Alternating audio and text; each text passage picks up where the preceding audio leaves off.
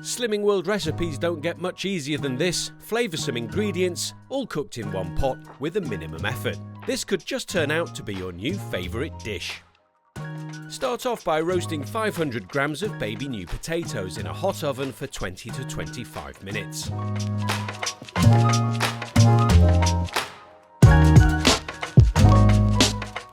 When they're nearly cooked, gently press them so they start to split but don't collapse completely. Add some salmon fillets,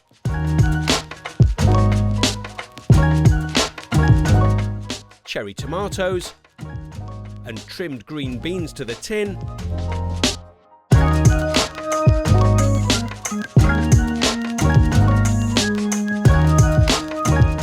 and return to the oven for another 10 to 15 minutes, or until the salmon and green beans are done.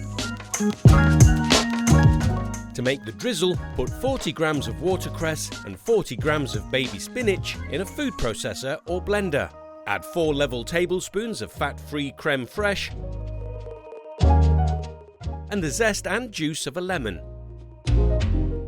If you want to keep everything sin-free, use plain quark instead.